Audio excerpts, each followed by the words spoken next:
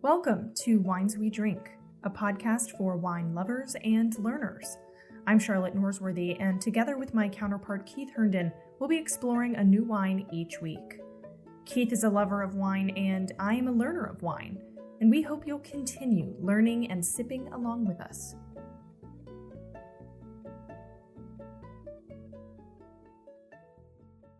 Hello, everyone. We are so glad that you found us at the Wines We Drink podcast. I'm your co-host, Charlotte Norsworthy, and I'm joined as always by my counterpart, Keith Herndon, a certified wine sommelier.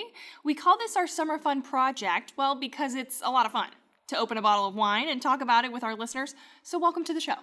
Charlotte, you got that right. We've been having a blast this summer, and I'm not talking about just the blast furnace heat we've been having, but rather it's the fun we've been having drinking some great wines. And once again, we're at a great, wonderful place for drinking and talking about wine. We're recording today's episode at the terrific Tap Wine Bar. So another big shout out to our friends, the Tap proprietors, Todd and Angela Hurt. Yes, we had opened the season here with our first 3 episodes and then returned for our last 4.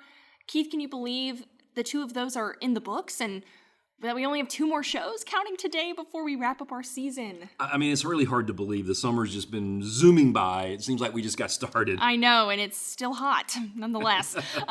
Well, since we've returned to Tapped a couple of weeks ago, we've enjoyed a tasty Pinot Noir from California's Napa Valley, a magnificent Malbec from Argentina. That was a fave of mine for sure. And if you've missed those episodes or any other episodes from seasons 1 or 2, you can find them wherever you listen to podcasts. We're on all of the major podcast platforms, and there's a complete episode guide on our website at wineswedrink.com. So, Charlotte, we're continuing our wine globetrotting this week, right? After California and Argentina, we're back in Europe with today's selection. Well, there's certainly nothing wrong with a little virtual globetrotting, especially when that means I get to drink some delicious wine selfishly. So, what do you have for me and our listeners today? Well, Charlotte, we're in France's famed Côtes du Rhône region, and we're going to drink an excellent example of a red blend that is without a doubt the best value proposition of the season. Wow. I mean, you usually don't talk value proposition until we've at least tasted the wine first, so you must be especially excited about this one. Which bottle from the Côtes du Rhône are we opening today? Charlotte, I've selected a 2018 Parallel 45 from the Paul Jabouet Annie Winery. The wine is in this bottle is a blend of 60% Grenache and 40% Syrah. Is this blend, would you say, reflective of all the red wines from Côtes du Rhône? Well, I would say it's a typical blend, but it's not a universal blend. Red wines from the Côtes du Rhône often include Mourvèdre and Cinsault, and sometimes even a couple of other lesser-known grapes. You know, overall, there are 23 or so grape varietals that are authorized for use in red Côtes du Rhône wine. We're only getting 2 of them today, but this blend is outstanding, and it certainly holds up the reputation that Côtes du Rhône has for great wines at competitive prices. Wow. Well, this is super interesting, 23 varietals. Can you tell us a little bit more about the Côtes du Rhône? How did it become so established as one of France's premier wine regions? Well, Letty Teague, the wine writer for the Wall Street Journal, had a column recently where she wrote how often wines from the Côtes du Rhône are referred to as humble wines. Well, I'm here to say that I think it's time for these wines to start bragging a little bit, you know, so much for that humbleness, right? There are some really impressive wines here. As part of my formal wine training, I completed an incredibly interesting course on the Côtes du Rhône that was offered by that region's trade organization through the Napa Valley Wine Academy. And it was really enlightening to study that region in depth. My first big takeaway from that training was really about the region's vastness. It encompasses 164,000 acres, which are about 2 hours south of Lyon. There are 171 villages in the Côtes du Rhône. So it's an area in size and diversity that has a lot of different soil types and a lot of different microclimates. And so there's just a lot of diversity in the wines that are produced there. But I would say the prevailing attributes that we can say about the overall region is that the Côtes du Rhône is a warm, dry climate. It's influenced by the Mistral winds that blow through, and these winds effectively, aerate the region, if you will. And that keeps the vines dry, and there's a minimal risk for fungus and pests. And I just think that contributes to the overall value proposition, because when the vineyards aren't having to fight those things, it helps keeps their costs, overall lower.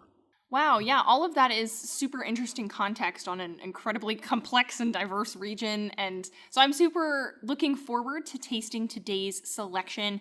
Hearing about the Côtes du Rhône is one thing, but the proof will be in our glasses. So let's get started drinking some of this wine. Sure. Let me pour you a glass of wine from the Côtes du Rhône. Let me pour my glass, and then we'll get started smelling and sipping.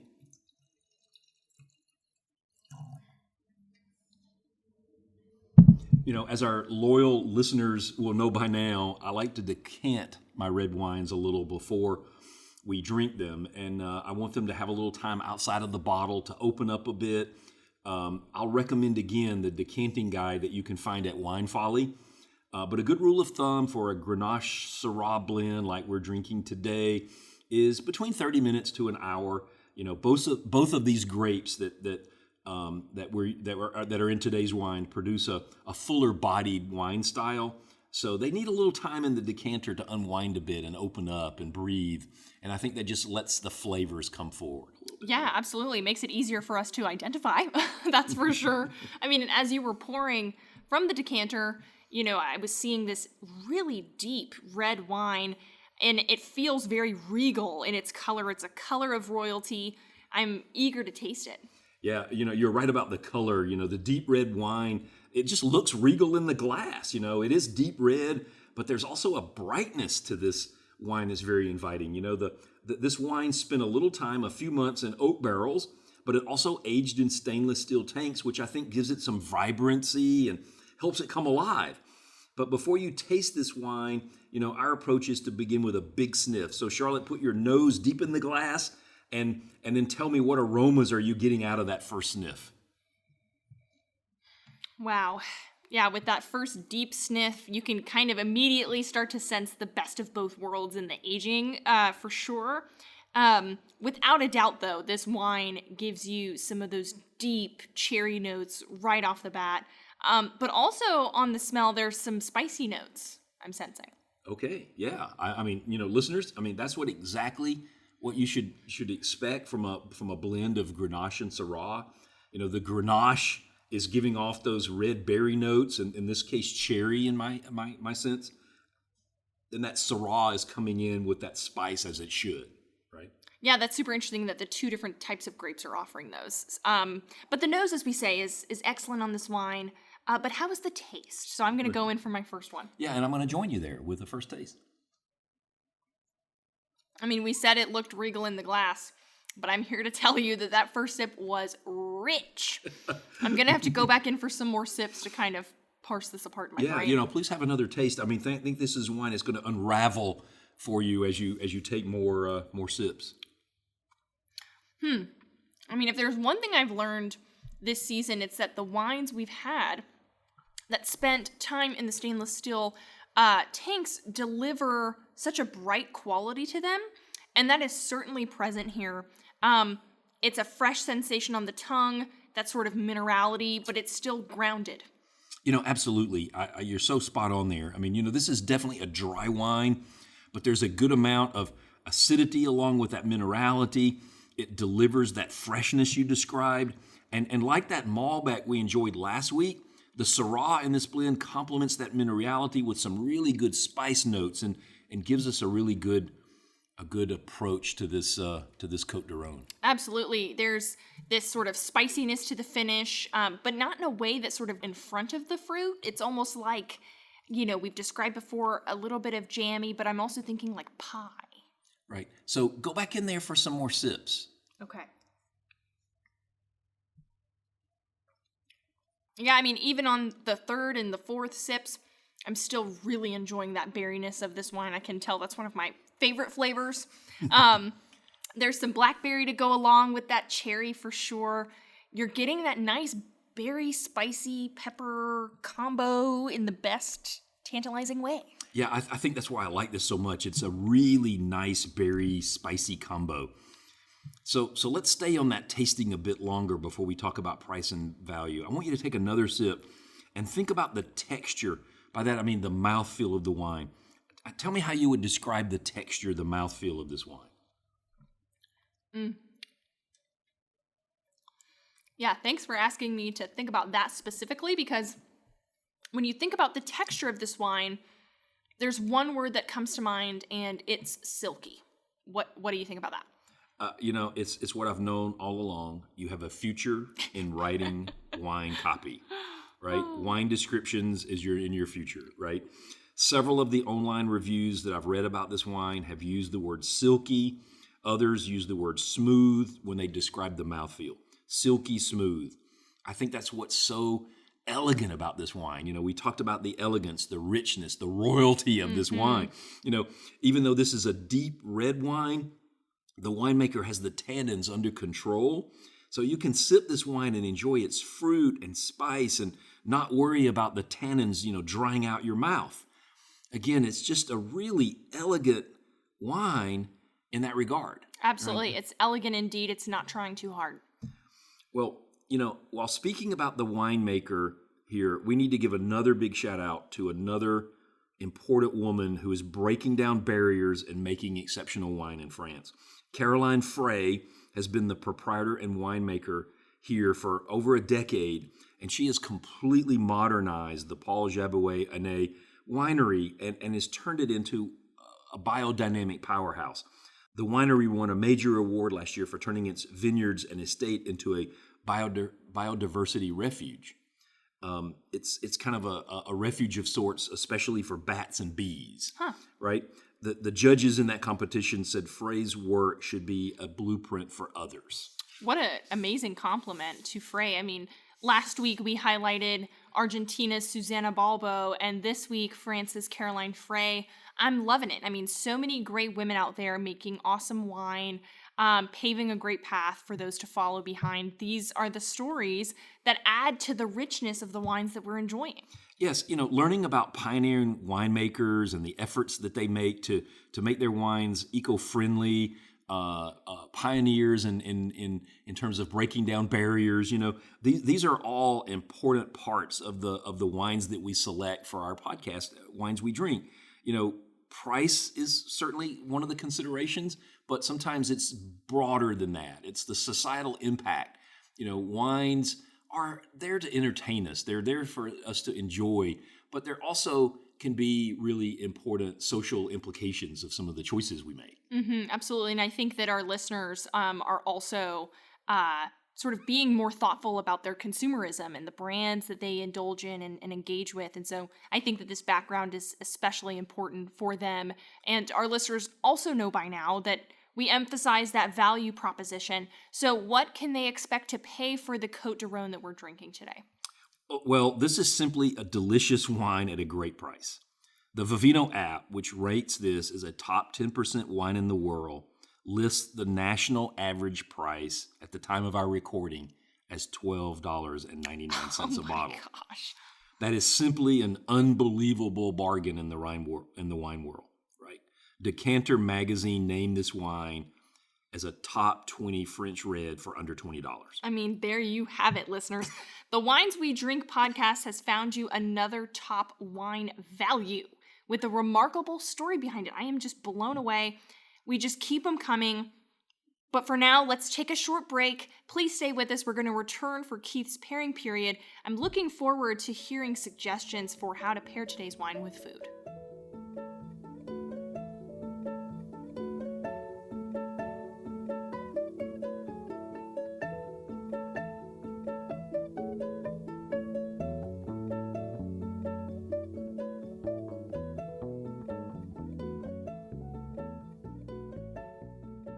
Hello again, everyone, and welcome back to today's episode. We are now in our pairing period. This is the time in each episode where Keith shares ideas for how to pair today's wine with food.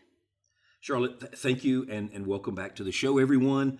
I love the pairing period, so let's just get right into some suggestions for this week. Yeah, I mean, by all means, let's talk food and wine. As we've established, France's Côtes du Rhône is an outstanding region for growing grapes and producing excellent wine. The Paul Jabouet Année wine that we drank today is sublabeled Parallel 45, which takes its name from the 45th North Parallel, which runs directly through the region and is just over a mile from the winery cellars. So this is truly a wine from the heart of the Côtes du Rhône, right? Mm-hmm. So when pairing our foods, we need to take our cues from the varietal blends.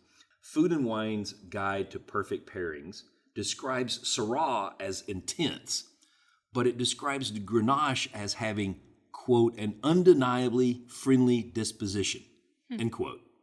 So when you blend these two, the Grenache is going to tone down the intensity of the Syrah, and you open all sorts of wonderful food pairings, right?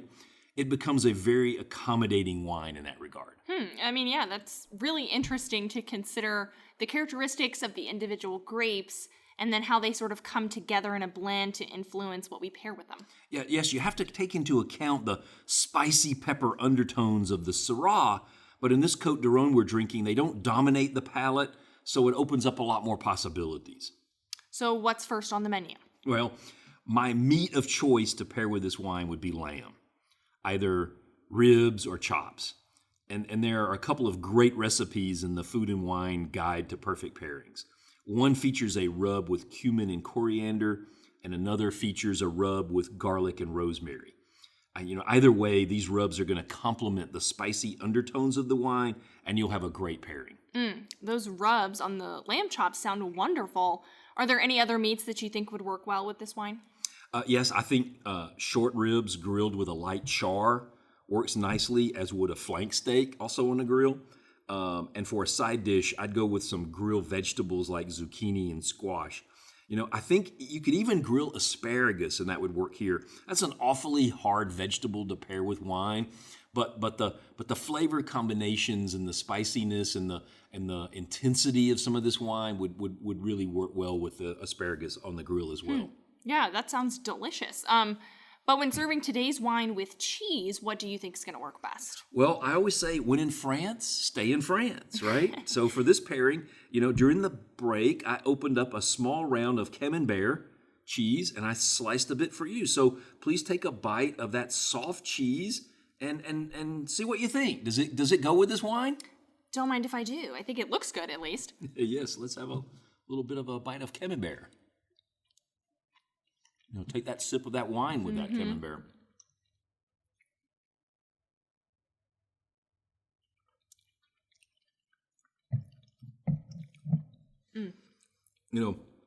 Camembert is a classic French cheese. It's a soft cheese, but it's known for its buttery and savory flavors. So I wanted that butteriness, that savoriness to come through.